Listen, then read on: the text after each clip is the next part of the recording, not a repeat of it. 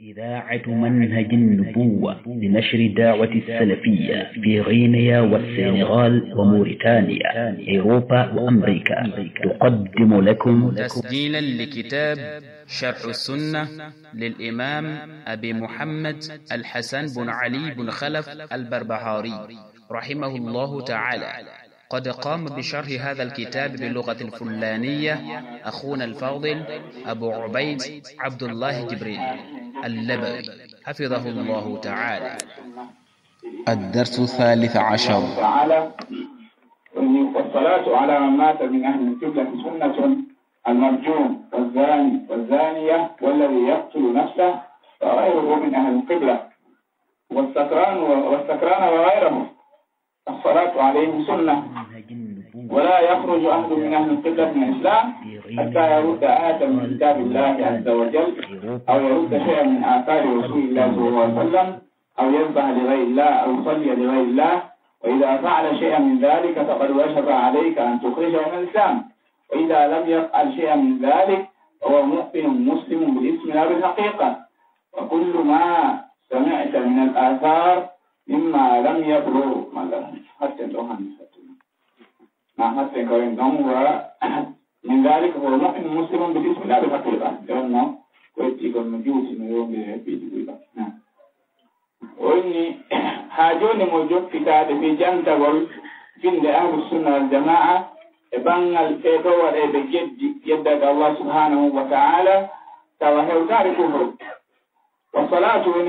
على الله من أهل القبلة سنة. أما جاء السنة الموروثة عن النبي صلى الله عليه وسلم الواجب اتباعه. جاء السنة تويلي لين هنا إجا النبي صلى الله عليه وسلم على إنه وقتي لجوكبل الصلاة على ما من أهل القبلة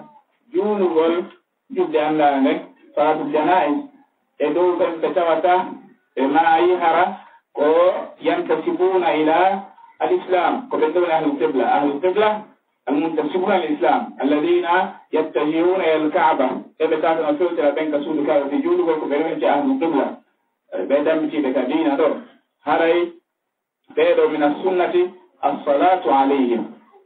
كالمرجوم صفة وداء رجم وقت ثبت عليه أنه زنى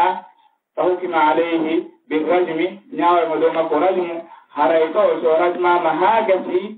هريتو من السنة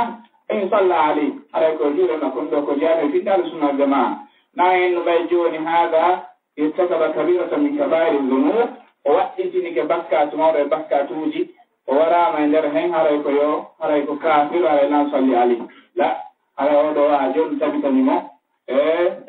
إسلام وكل هاجون سيدمون النبي صلى الله عليه وسلم صلى على الغامدية وكجولية هو لون تبوان أرضنا وإننا لهم بلاندا صلى الله عليه وسلم كنت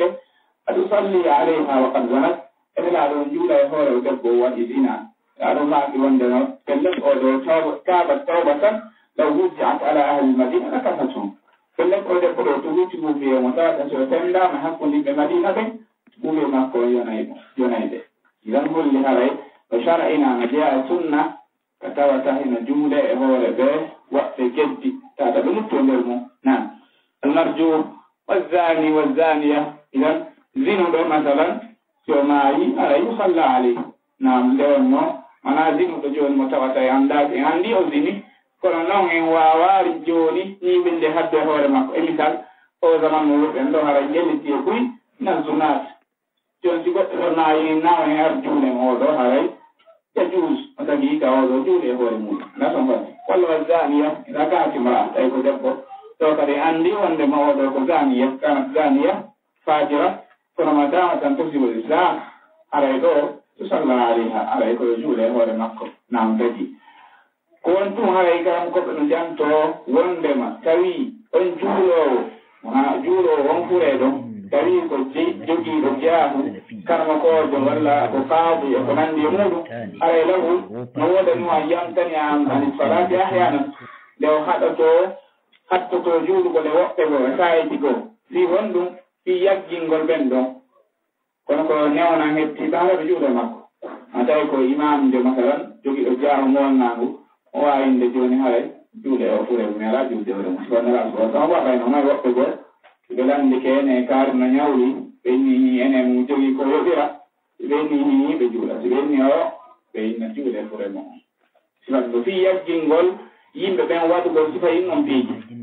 kono haray ko newnan hettiɓe ɓe juul naafiide ko ɓe haɗitori juulugol on non ko wonde on keesero halay ballo o ko fi jaggingol ɗum ɗo ko damal ta'diru woni ko jeeya nam والذي يقتل نفسه كذلك هو ظهورهم انه كبير من الكبائر كي لسنة بين يلتنام تجندينا اما خوارج بيدوها يلتنام تجندينا وغيره يكوينا بيدو من اهل القبلة يمي القبلة بين دمتي بين الاسلام ما دام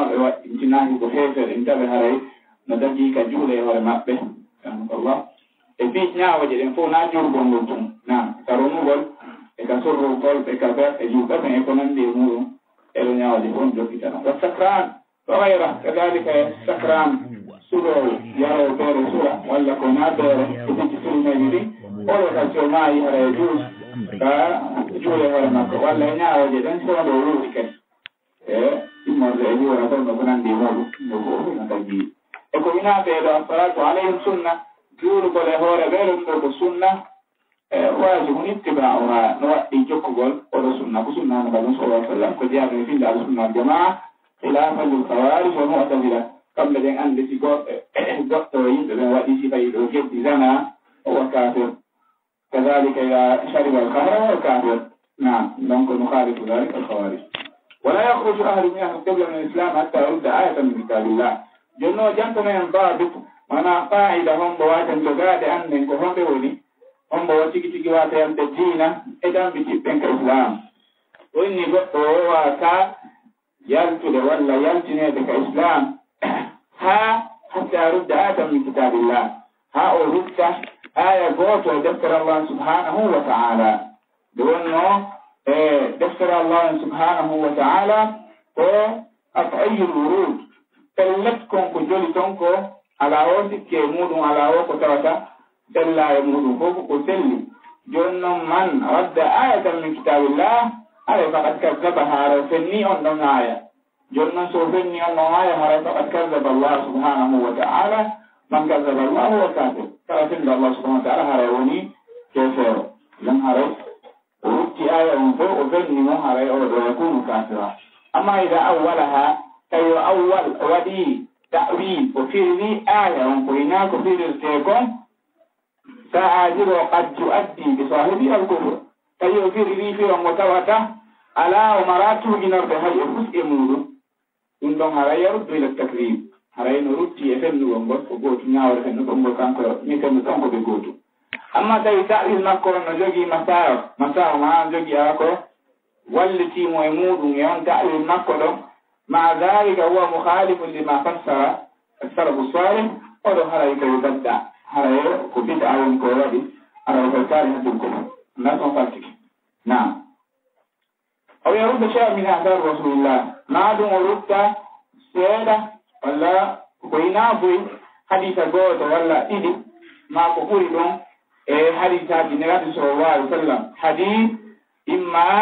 قطعية بتواترها أو صحيحة بشهرتها حديث هذه قوتاتا قد متواترة إذا يلل دان أجل بمجيون من طوري نسلك بوي يجي ودو حديث ملل مؤندا مسلك وارا يد وانو حديث فن مفس ودو كذلك يعود كافرا أولا يكيبر سبنو طيب عندي حديث ملل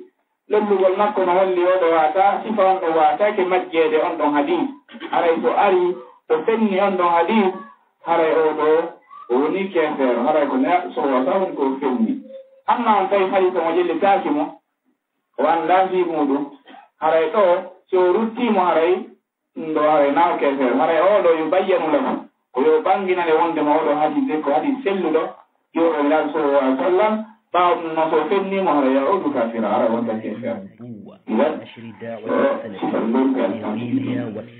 aw yadhha li ghayri Allah ma ka tawhid kana ko ina Allah subhanahu wa ta'ala jami'in dikir andi kir ko dawal yan kadhalika hirtan ko ina Allah ko ko waliyad ma'lum kullan ma ko jinna ma ro qabr ko ni wo يا الله إنك هراي يخرج من دائرة الإسلام هرويات تلك الإسلام أو يصلي لغير الله ما وجولا نقول الله صلاة عبادة وجولا كذلك لغير الله يعود كافرا وأنه قد نستغرب نبتا سكين إن النبتا كهن نبتا وعيوتا جولا نقول الله سبحانه وتعالى لن نود هنا هيوتو جولا نقول الله سبحانه وتعالى تأتي يما هؤلاء السهرة إن بدو بلاد وصلنا للجن جولنا جننا لنكون عندي أمور يقول إنا بدو عباد القبور وقتشونا يقبروا جري سرعة يقبروا إذا هو موجود وواقع ومعروف معنا إذا كلام جولا نقول الله سبحانه وتعالى ولو ركعة أو سجدة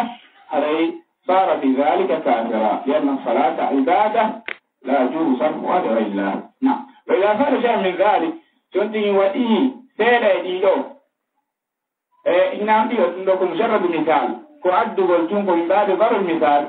كلا كتاوة هنا توتني إندو فين نقول آية ترى الله سبحانه وتعالى ما حدث هذا النبي صلى الله عليه وسلم ما كهنا ديلو نواقض الإسلام عن ذلك على يخرج صاحبه عن دائرة الإسلام لكم مجرد ضرب مثال على يفقس على هذه على التيس ديلو يقولون نواقض الإسلام نعم فإنهم إذا فعل شيء من ذلك هل سواتي سيادة يقولون ولا قلتم يديدون هل أن وجب عليك أن تخرج من الإسلام هل وقتك مكيالتنا ودينا نحن هل ينتفلون نياو قول ما يأودو ديرو نياو إنه كتيات نقول إنت عن دينا ماكا دون نوني عندي يجب عليك أن تكفر الكافر ما وقت ما هيفر إنه هيفر هيفر ناري كيفر ما سكتك هيفر هيفر ما أنت كافر إذن رأينا جاء يقول لا إنت دين ماك أن تكفر من فعل مثل هذه الأشياء سنعطي كلمة بين إتسين جنين قمتنا بين كمان عاش في بادية بعيدة لم تبلغ دعوة يتاكمه ما هذا مسألة وإنتني يومكم مسألة خفية متوت يجهل تلك المسألة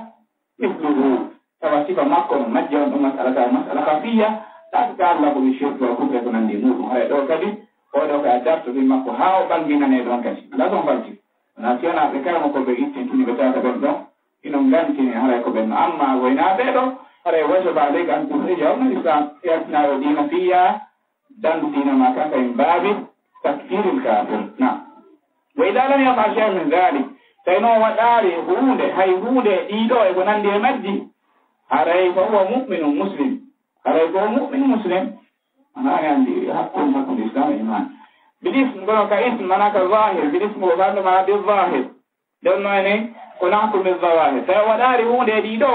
هذا في الظاهر هو مؤمن مسلم لا بالحقيقة أما حقيقة الإسلام إيمان ما عنده دون نوكو بيرفين تندوني وكبر ندوني هذا يعني نقول فينا نيانكو يمر إيمان وإسلام ونكون نوار نياو ده هذا koye wondiri e makko yer embere ɗum ɗon amma koni kagarde makko ko nayen ɗaɓɓitum ɗon ko ko Allah subhanahu wa ta'ala woni ko anndi kanko ko yoɓatano hoore muɗum tawi kono hawrodiri ko woni nder kono hawrodiri kono yaati ko alhamdulillah tawi hawrodira haray Allah subhanahu wa ta'ala yoɓoyamo toon kono enen haray ko fawi hen ko ñaawugol ko feeñi kon e makko anda toon falti dan ko ɗum woni ko mu'min muslim bilismi mana fi zahir la bil haqiqa mana amma haqiqa on gormo muslim wala mu'min إنه لا نعرف عليه أمده لا تنفكي على ذلك الحمد لله وآخر دعوانا الحمد لله رب العالمين. نسأل الله تبارك وتعالى أن يجزي أخانا الفاضل خير الجزاء. إذاعة منهج النبوة.